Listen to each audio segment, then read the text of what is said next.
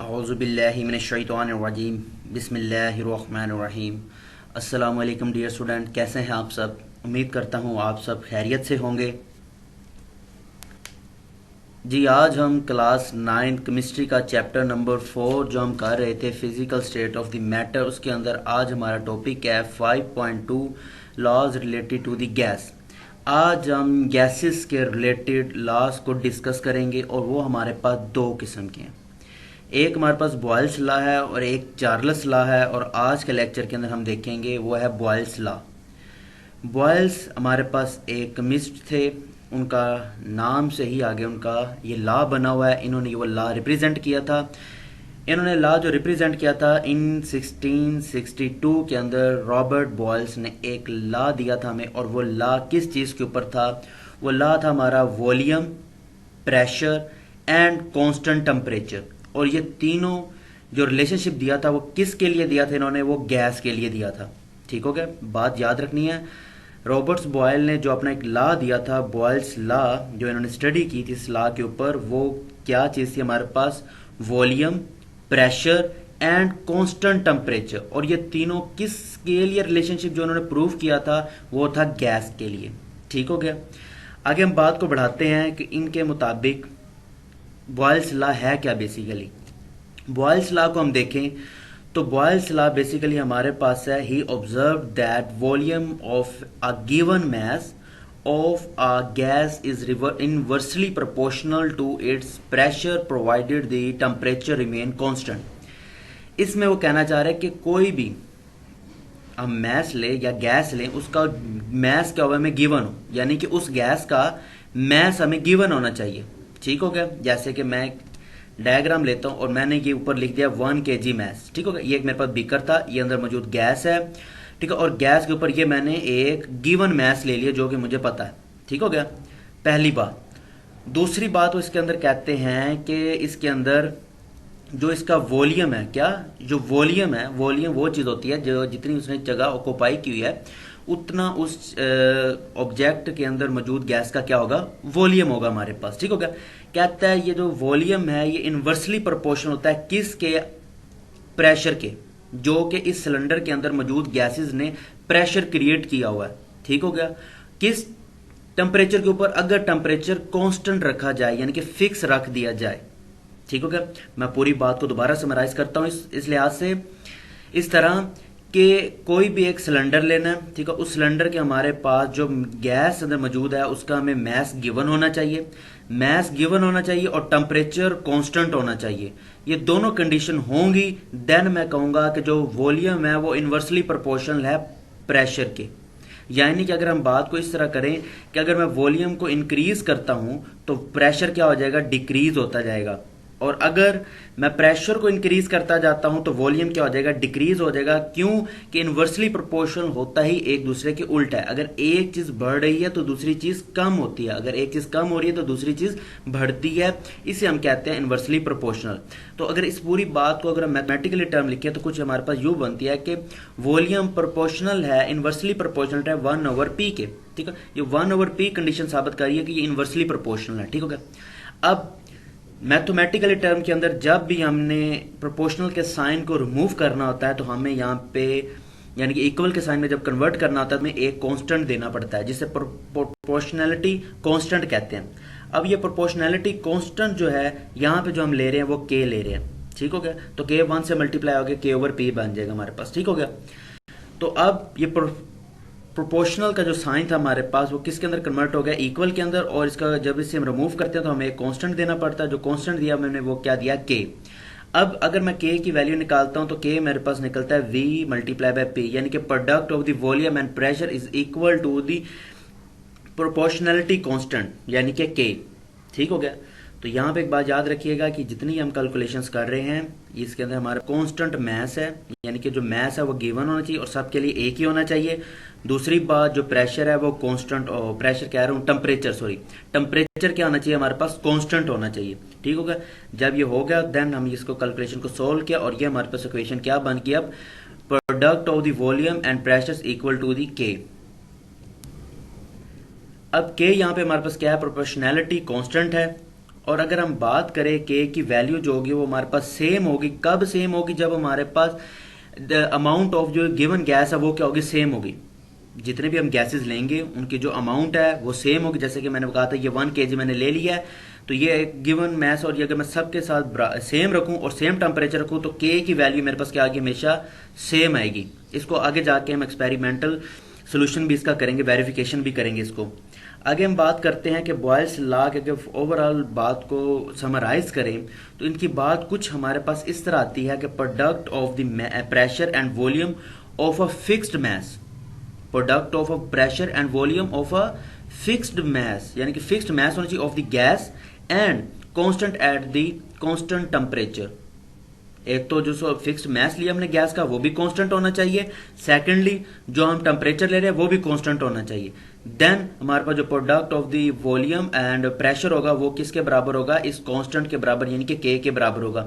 अगर इस बात को कुछ मैथमेटिकल टर्म लिखा जाए तो मैं कहता हूं ये एक, मैंने फर्ज करे एक अलहदा बीकर के अंदर गैस लिया और ये एक अलहदा लिया, दोनों का प्रेशर और वॉल्यूम का रिलेशनशिप देखना, ठीक होगा। उसके लिए जरूरी था कि पहले मैस सेम होना चाहिए, यानी कि इसका भी मैस अगर मैंने 1 kg रखा है तो इसका भी मैस 1 kg है। फर्स्ट बात कंप्लीट होगी। सेकेंडली इसका भी टेम्परेचर जो सेम इसका टेम्परेचर रखा है वही सेम इसका टेम्परेचर होगा, दोनों टेम्परेचर भी सेम, दोनों के जो मैसेज हैं वो भी फिक्स्ड हो गए यानी कि सेम है। देन तो ये दोनों मेरे पास किसके बराबर होंगे? के बराबर होंगे, ठीक हो गया। इस टर्म के जरिए सिर्फ मैंने इसको P1 V1 P2 V2 के अमराद, यानी कि ये फर्स्ट ऑब्जेक्ट का है, यानी कि किसी एक मैस का है, ये किसी दूसरे मैस का है, ठीक हो गया, यानी कि दूसरी गैस का है, ठीक हो गया। First gas and second gas दोनों के सेम यही फार्मूला है, ठीक हो गया, जो हमने पहले निकाला फार्मूला। सिर्फ यहाँ पे 1 और 2 रिप्रेजेंट कर रहा है कि ये एक मैस है, ये दूसरा मैस है। आगे हम बात को करते हैं, तो चूंकि अब यहाँ पे भी ये के बराबर है, ये भी के बराबर है, तो हमारे पास मैथमेटिकली टर्म है कि ये दोनों एक दूसरे के इक्वल आ जाएंगे। अगर मैं इस के की जगह ये वाली वैल्यू पुट कर दूं तो मेरे ख्याल में कोई हर्ज नहीं है, मैथमेटिकली टर्म है। तो हमारे पास जो अब इक्वेशन निकली कि P1 V1 इक्वल होगी P2 V2 के, यानी कि इन दोनों के की वैल्यू क्या आनी चाहिए? सेम आनी चाहिए। तो देन हम कहेंगे कि ये चीज हमारे पास क्या है, जो प्रेशर और वॉल्यूम का प्रोडक्ट है वो क्या किसके बराबर है? हमारे के बराबर है, ठीक हो गया। तो आगे चलते हैं, इसको हम जरा एक्सपेरिमेंटल वेरिफिकेशन कर लेते हैं बॉयल्स लॉ की, कि ये जो चीज लिखी है जो के हम कह रहे हैं कि सेम है, तो क्या ऐसा होता भी है कि नहीं होता। जी, फर्स्ट ऑफ ऑल मैंने एक बीकर लिया, बीकर के अंदर जो मैंने वॉल्यूम रखा वो मैंने रखा 1 dm³, ठीक हो गया, और जो मैंने इसको एटमॉस्फेरिक प्रेशर लगाया वो 2 atm है, ठीक हो गया। अब ये जो आपको नजर आ रहा है ये एक पिस्टन है, पिस्टन लाइक है, ये मूवेबल करेगी, यानी कि इसको ऊपर नीचे भी इजीली हम कर सकते हैं, ठीक हो गया। अब मेरे पास वॉल्यूम भी आ गया, प्रेशर भी आ गया, दोनों चीजें आ गई, और के निकालने के लिए जो हमारे पास फार्मूला था वो क्या था? P1 V1 इक्वल टू के होता था। दोनों की वैल्यू हमारे पास गिवन है, P1 मेरे पास किसके बराबर है? 2, और V1 किसके बराबर है? 1। दोनों को मल्टीप्लाई कर दिया, क्या मेरे पास आंसर आ गया? 2 atm dm³, ठीक हो गया। ये फर्स्ट हमने एक्सपेरिमेंट किया, ये चीज हमारे पास वैल्यू निकली। अब अगर मैं प्रेशर को इंक्रीज करने लगा हूं, प्रेशर इंक्रीज हो गया, 2 से 4 पे चला गया, 2 से 4 पे गया, अब ये पिस्टन देखे नीचे हो गया, ठीक है। अब ये थोड़ा और प्रेशर हमने गैसेस के ऊपर बढ़ा दिया, बढ़ाने से वॉल्यूम क्या हो जाएगा? कम हो जाएगा। क्यों? कि प्रेशर और वॉल्यूम एक दूसरे के इनवर्सली प्रोपोर्शनल है, प्रेशर बढ़ रहा है, वॉल्यूम कम हो गया, ठीक हो गया। तो अब इन दोनों को हम अगर कैलकुलेशन सोल्व करते हैं तो क्या होगा? P2 V2 equal to 4 atm multiply by 0.5 equal to 2 atm dm³। तो आपने ये मैथमेटिकल कैलकुलेटर पे भी सोल्व करे तो आंसर 2 ही आएगा। अब मैं मजीद प्रेशर बढ़ाता हूं, मैंने प्रेशर कर दिया 6 atm, और जो वॉल्यूम था मेरे पास कितना हो गया? 0.33 dm³, यानी कि आप देखिए मैंने प्रेशर और बढ़ा दिया, प्रेशर और बढ़ा, वॉल्यूम और कम हो गया। अगर आप इस पिस्टन के लाइन को देखें, जो ब्राउन कलर की आपको लाइन है, पहले ये इधर थी, अब थोड़ी जब 4 का थोड़ा सा नीचे हो गई, जब मैंने इसको 6 किया ये थोड़ा सा और नीचे हो गई। इस हिसाब से वॉल्यूम 1 से 0.5 पे गया, 0.5 से 0.33 पे आ गया। अब यहाँ पे थर्ड पे हमारे पास P3 V3 की वैल्यूज क्या आएगी? वो भी हमारे पास 2 atm dm³ आ रहा है। इसी तरह अगर मैं प्रेशर को और बढ़ा देता हूँ, 8 atm कर देता हूँ, तो मेरे पास वॉल्यूम देखिए क्या आ रहा है? 0.25 dm³। तो देखिए मैंने जैसे जैसे प्रेशर बढ़ाता जा रहा हूँ वॉल्यूम कम होता जा रहा है, लेकिन के की वैल्यू सेम आती जा रही है। फिर वो देखें, तो यानी कि अब इस एक्सपेरिमेंटल से हमने साबित कर दिया कि बेसिकली प्रेशर और वॉल्यूम एक दूसरे के इन्वर्सली प्रोपोर्शनल होते हैं। टेम्परेचर कांस्टेंट रखा और उसका जो मैस था वो भी कांस्टेंट रख दिया, सेम रख दिया, 1 kg ग्राम रख दिया एग्जांपल, ठीक हो गया, 1 kg रख दिया हमने मैस।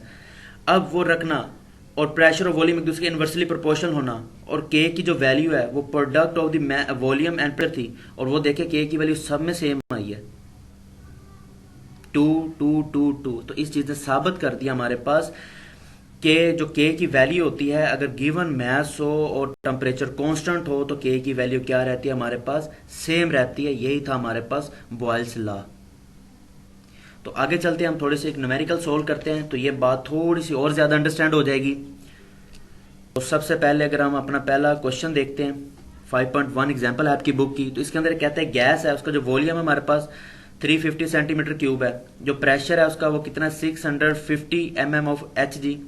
अब कहता है प्रेशर मैंने रिड्यूस कर दिया, कम कर दिया, कितना कर दिया 325 mm ऑफ Hg, ठीक हो गया। Hg आपको पता है मरकरी को कहते हैं, ठीक हो गया। और ये प्रेशर के अंदर हमने बड़े डिटेल के साथ प्रीवियस लेक्चर के अंदर देखा था, इस चीज को डिस्कस किया था। तो अब कहता है कि न्यू वॉल्यूम हमारे पास क्या होगा। तो सबसे पहले हम डाटा लिखते हैं, डाटा के अंदर क्या क्या चीजें आ रही है हमारे पास, V1 आ रहा है हमारे पास, P1 आ रहा है, P2 आ रहा है और V2 फाइंड करना हमने, ठीक हो गया। तो सोल्यूशन देखते हैं हम।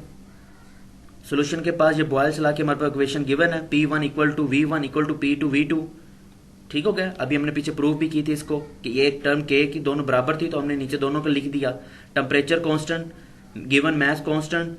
तो अब हमारे पास जो इस ये चार वैल्यूज हैं P1 V1 P2 V2, एक चीज अननाउन है V2, बाकी सब हमारे पास नाउन है। तो P2 इधर क्या हो रहा है मल्टीप्लाई, उधर जाके क्या हो जाएगा डिवाइड, P2 उधर जाके क्या होगा डिवाइड। तीनों की वैल्यूज गिवन है, वैल्यूज पुट कर दें और जो हमारे पास वॉल्यूम निकलेगा वो कितना आया 700 सेंटीमीटर क्यूब। तो यहां से कोई बात समझ आई आपको कि देखें हमने प्रेशर रिड्यूस किया, प्रेशर कम कर दिया, प्रेशर 650 से हमने 325 कर दिया, लेकिन वॉल्यूम बढ़ गया हमारा। प्रेशर कम किया वॉल्यूम बढ़ गया, तो इन्वर्सली प्रोपोर्शनल भी साबित हो गया यहाँ पे, ठीक हो गया। तो ये थी हमारे पास 5.1 एग्जाम्पल। अब देखते हैं हम 5.2 एग्जाम्पल को। जी ये रही हमारे पास 5.2 एग्जाम्पल। इसके अंदर क्या कह रहा है, एक कंटेनर है उसके अंदर इतनी हमारे पास गैस यानी कि उसका वॉल्यूम मौजूद है 785 और उसके अंदर जो प्रेशर है वो कितना है 600 mm ऑफ Hg। अब वॉल्यूम रिड्यूस कर दिया है, लास्ट इक्वेशन के अंदर हमने प्रेशर रिड्यूस किया था, अब हमने वॉल्यूम रिड्यूस किया है, तो कितना आ गया वॉल्यूम हमारे पास 350 सेंटीमीटर क्यूब। तो अब वो क्या कह रहा है सेकंड प्रेशर फाइंड करना है कि दूसरा प्रेशर कितना है हमारे पास, फाइंड करते हैं, डाटा लिखते हैं सबसे पहले। तो V1 हमारे पास गिवन है, P2 भी गिवन है, V2 भी गिवन है और P2 हमारे पास अननोन है, P2 फाइंड करना है। सेम बॉयल्स लॉ का जो हमारे पास इक्वेशन है P1 V1 equal to P2 V2। अब हमारे पास V2 अननोन है, सॉरी P2 अननोन है हमारे पास, बाकी तीनों की तीनों वैल्यूज हमारे पास गिवन है। तो V2 इधर मल्टीप्लाई हो रहा है, उधर जाके क्या आ जाएगा डिवाइड। सिंपल कैलकुलेशन के अंदर वैल्यूज पुट करेंगे हमारे पास P2 निकल आएगा। तो कितना है हमारे पास है 1345.7 mm Hg। तो अगर क्वेश्चन के अंदर ये आ जाए साथ कि इस प्रेशर को जो mm ऑफ Hg यानी कि मरकरी के अंदर आया है इसको कन्वर्ट करें ATM के अंदर यानी कि एटमॉस्फेरिक प्रेशर के अंदर, तो हमें डाटा का पता है, हमने प्रीवियस लेक्चर के अंदर चीज देखी हुई है प्रेशर के अंदर कि 1 एटमॉस्फेरिक प्रेशर बराबर होता है हमारे इक्वल होता है हमारे पास 760 mm ऑफ Hg यानी कि मरकरी के। तो अब हमने चूंकि एच से गिवन है हमारे पास, तो ये 160 इधर क्या आ रहा है मल्टीप्लाई, उधर जाके क्या हो जाएगा डिवाइड। तो सिंपल ये क्वेश्चन हमारे पास इस तरह नहीं बन जाएगी, ये चीज हमारे पास गिवन है P2 और इसको किससे डिवाइड कर देंगे 760 के साथ, तो हमारे पास प्रेशर ATM के अंदर आ जाएगा 1.77 ATM। तो यहाँ पे आपने एक और बात गौर की, वॉल्यूम क्या था हमारे पास डिक्रीज हो गया लेकिन प्रेशर इंक्रीज हो गया।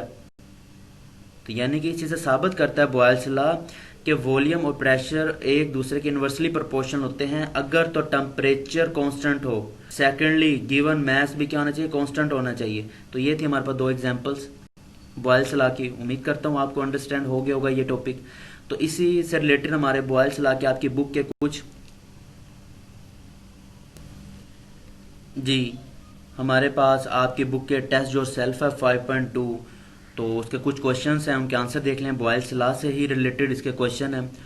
तो फर्स्ट लॉ कहता है कि क्या बॉयल्स जो लॉ है वो एप्लीकेबल है लिक्विड के लिए? जी नहीं, बिल्कुल नहीं। जो बॉयल्स लॉ है वो लिक्विड के लिए बिल्कुल अप्लाइबल नहीं है। क्यों नहीं अप्लाइबल है? क्योंकि बॉयल्स जो लॉ है फर्स्ट ऑफ ऑल ये उस चीज़ के लिए अप्लाइबल है जिसको हम कंप्रेस कर सकते हो, उसका वॉल्यूम कम ज़्यादा कर सकते हो। लेकिन जबकि लिक्विड है इसके वॉल्यूम को कम ज़्यादा नहीं कर सकते, इसको हम कंप्रेस नहीं कर सकते। जब लिक्विड कंप्रेस नहीं हो सकता, क्यों नहीं कंप्रेस हो सकता? क्योंकि इसके एक मॉलिक्यूल से दूसरे मॉलिक्यूल्स के दरमियान जो स्पेसिंग है वो बहुत कम होती है, जबकि गैसेस के दरमियान एक मॉलिक्यूल से दूसरे मॉलिक्यूल के दरमियान स्पेसिंग बहुत ज़्यादा होती है, इसलिए उसको कंप्रेस करना बहुत ज़्यादा आसान होता है। इससे रिलेटेड हमने गुफ्तगू अपने प्रीवियस लेक्चर नंबर 1 के अंदर भी की थी, ठीक हो गया। तो इसलिए लिक्विड को हम कंप्रेस नहीं कर सकते, तो इसलिए बॉयल्स लॉ सिर्फ और सिर्फ गैस के लिए अप्लाइबल है, लिक्विड के लिए अप्लाइबल नहीं है। सेकंड क्वेश्चन कहता है क्या बॉयल्स लॉ हाई टेम्परेचर के लिए भी वैलिड है, यानी कि उसके लिए भी एक्सेप्टेबल है? जी बिल्कुल है। हमने बॉयल्स लॉ के अंदर देखा चाहे टेम्परेचर हम कम करें ज़्यादा करें उससे कोई फ़र्क नहीं पड़ता, लेकिन जब भी हमने टेम्परेचर रखना वो कांस्टेंट रखना है, चाहे वो आप 100 रख लें चाहे आप 200 रख लें, लेकिन वो कांस्टेंट होना चाहिए, ठीक है। लेकिन इसलिए ये हाई टेम्परेचर के लिए भी वैलिड है। लास्ट क्वेश्चन है हमारे पास और थर्ड क्वेश्चन है, उसके अंदर क्या कहता है कि अगर सिंपल हम प्रेशर जो है गैस का वो 3 टाइम्स इंक्रीज कर दें लेकिन टेम्परेचर कांस्टेंट रखें, प्रेशर 3 टाइम्स इंक्रीज करना है, टेम्परेचर कांस्टेंट, तो क्या होगा? तो सिंपल प्रेशर इंक्रीज हुआ 3 टाइम, तो प्रेशर और वॉल्यूम एक दूसरे के इनवर्सली प्रोपोर्शनल है, तो प्रेशर 3 टाइम इंक्रीज हुआ है तो सिंपल वॉल्यूम 3 टाइम डिक्रीज हो जाएगा, कम हो जाएगा। तो ये सिंपल इसका आंसर था कि 3 टाइम वॉल्यूम क्या हो जाएगा? डिक्रीज हो जाएगा। तो ये था आज का लेक्चर जिसके अंदर हमने laws of the related of the gases के अंदर बॉयल्स लॉ को देखा। बॉयल्स रिलेटेड हमने 2 एग्जाम्पल सोल्व किया और उससे रिलेटेड कुछ क्वेश्चन के आंसर को भी देखा, और उम्मीद करता हूँ आज का लेक्चर आपको अंडरस्टैंड हो गया होगा। अगर फिर भी आपको कोई चीज़ अंडरस्टैंड नहीं हुई या आपका कोई क्वेश्चन है तो आप कमेंट करें, इंशाल्लाह बहुत जल्द उसका आंसर आपको मिल जाएगा। बहुत शुक्रिया। वीडियो अच्छी लगी है, लेक्चर की समझ भी आ रही है तो लाइक करें, कमेंट करें, और अगर अभी तक आपने मेरा चैनल सब्सक्राइब नहीं किया तो मेरे चैनल को भी सब्सक्राइब करें और साथ लगे छोटे से बेल आइकन को लाजमी प्रेस कर दें ताकि मेरी आने वाली हर वीडियो या लेक्चर आप तक पहले पहुंच सके। बहुत शुक्रिया। इंशाल्लाह मुलाकात होती है नेक्स्ट लेक्चर में, तब तक के लिए अल्लाह हाफिज़।